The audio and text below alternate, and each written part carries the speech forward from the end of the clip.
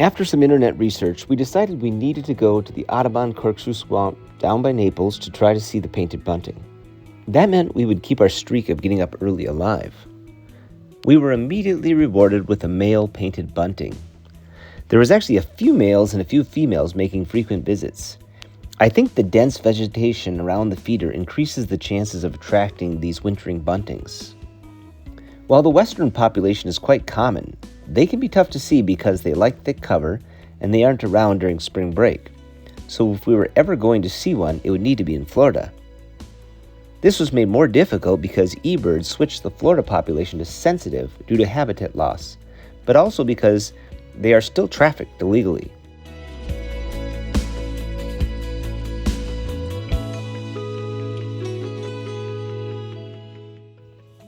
They really are remarkable to see, and they were soon joined by an indigo bunting who was still working on his breeding plumage. Pretty cool to see the two coveted bunting flavors at the same feeder. Most people are happy to just get a cardinal. We also seen a worm-eating warbler working the ground below the feeder. I would give the Audubon Corkscrew Swamp a 10 out of 10 as a bird sanctuary. The cypress forest was great. The boardwalk was great. But this place actually has birds, like the short-tailed hawk. There are only 500 of these in the United States, and the Florida ones are usually dark morph, so this light one is especially rare. He is here to eat the birds, and he can eat some as small as the gnatcatcher or as big as the bobwhite. The sounds were great too. Most wrens have loud voices, but the Carolina wren might be the loudest.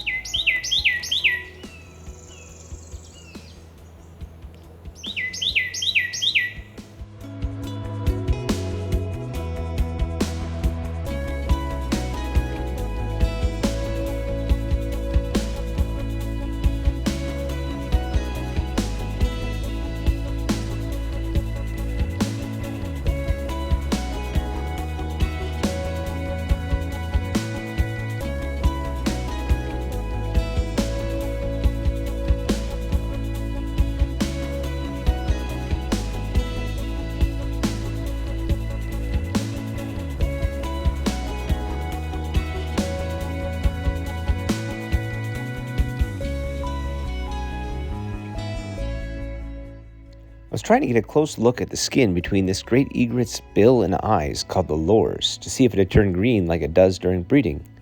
I noticed he was swallowing a frog whole. I think most herons swallow their food whole. This guy had to get a drink to help it go down.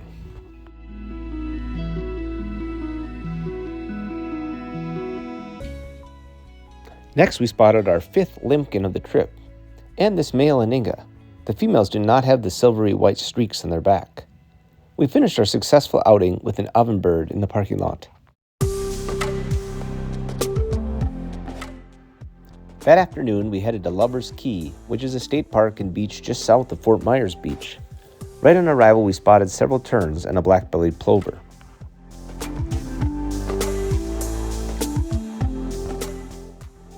Usually, laughing gulls are very aggressive about stealing your lunch at the beach, unlike the more well-mannered ring-billed gull.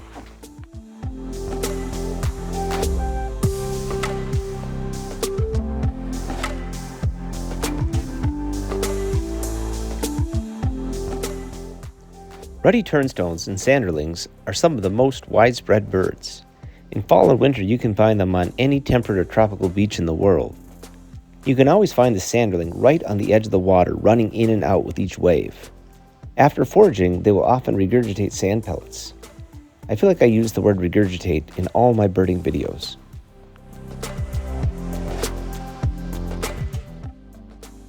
I wanted to watch the shaggy reddish egret with his erratic galloping and sidewinding style, stirring up the bottom in hopes of catching small fish. So I laid on my belly in the sand and recorded this guy. I've seen a couple of these in the white morph, but I forgot they were reddish egrets. This coloring is much more common.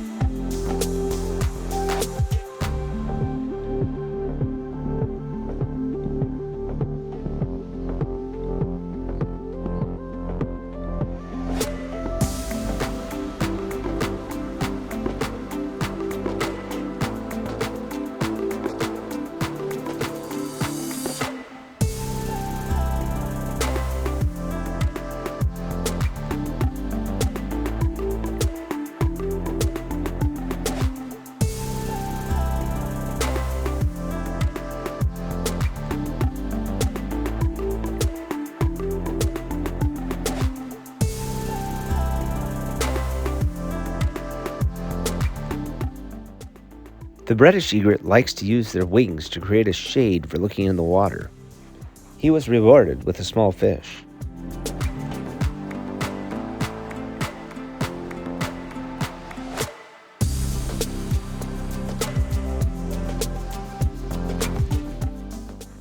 Imagine that, more nesting osprey with babies to feed. A reoccurring theme from every stop in Florida.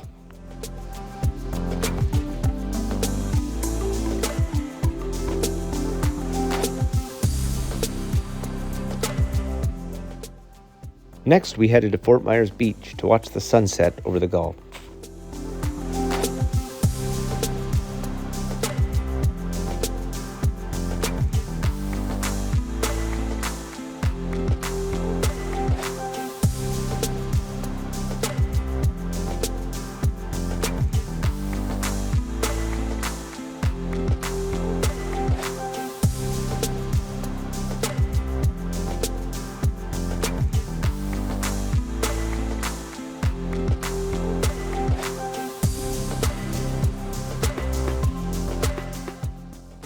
The shorebirds and gulls really took off when this pirate ship tested its cannon.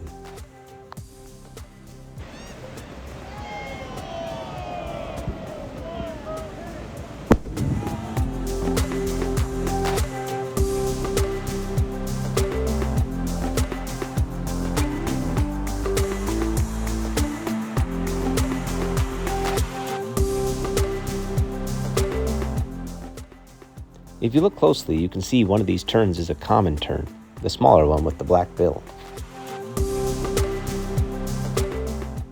As if I hadn't done enough getting up early, I decided to get up at 3 a.m. and photograph the total lunar eclipse on March 14th.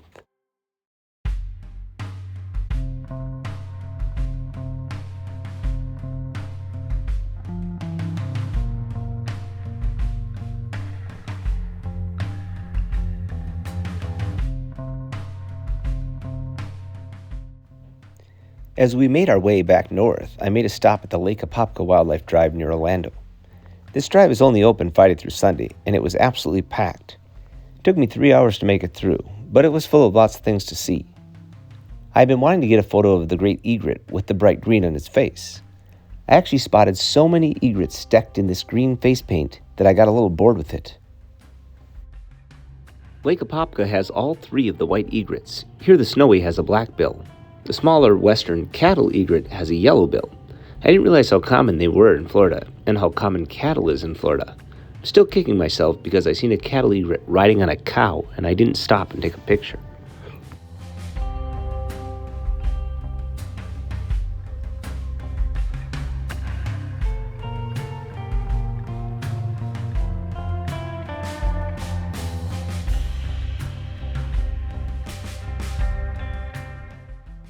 This white ibis is displaying its breeding colors. In addition to the face becoming more red, the legs turn a much brighter brick red.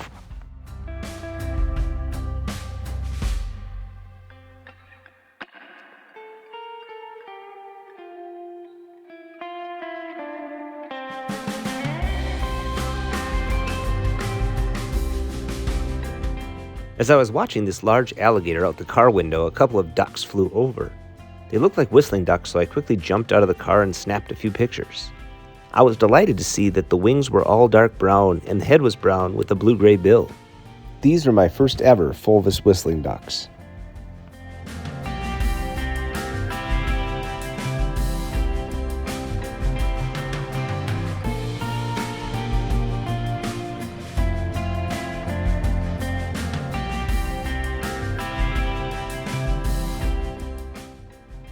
These ring-necked ducks have a white ring on their bill, but they also have a dark ring on their neck that is not showing up in this lighting. This is actually a different osprey with a different fish than the previous picture, but it looks the same. Next came the lifer gray-headed swamp hen. I didn't think I would spot one, but it was so much bigger than the common gallinose, and the bright red forehead made it stand out.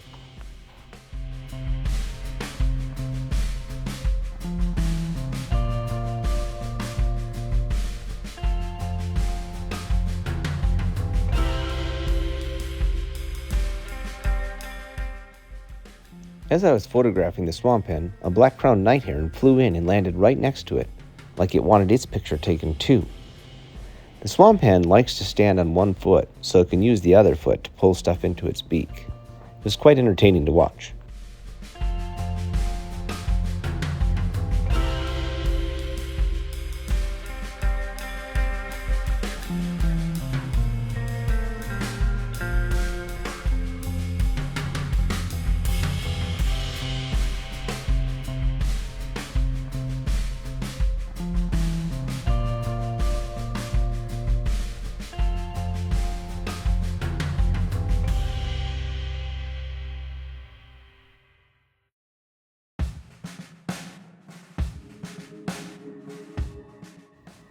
Now the other whistling ducks. These black-bellied whistlers were taking a nap on the shoreline. Whistling ducks are more similar to geese in that the males and females look the same, and they do not show complex pair-forming behavior.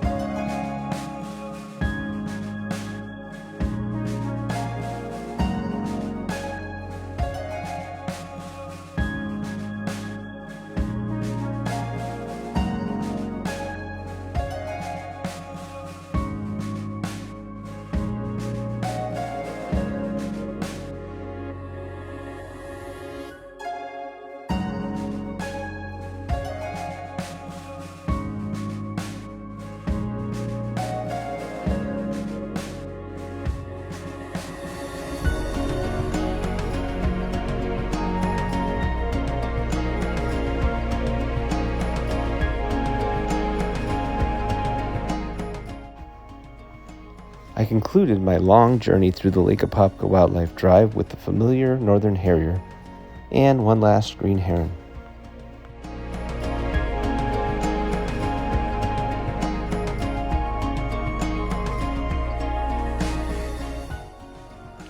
On our last day in Florida, we visited St. Mark's Refuge up in the Panhandle.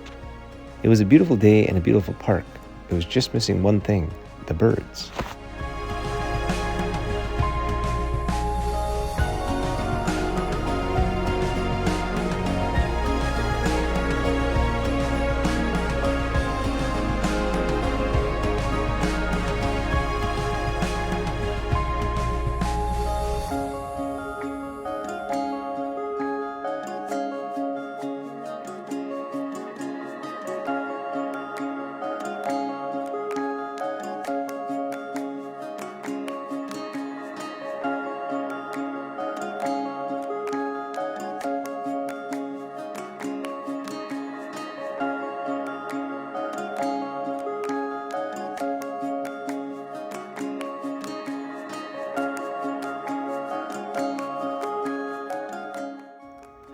Near the lighthouse, we did spot some doe witchers, a night heron, and some greater scaup. We also seen a seaside sparrow on the shoreline, and a bubblehead, a common loon, and some pelicans fishing in the Gulf.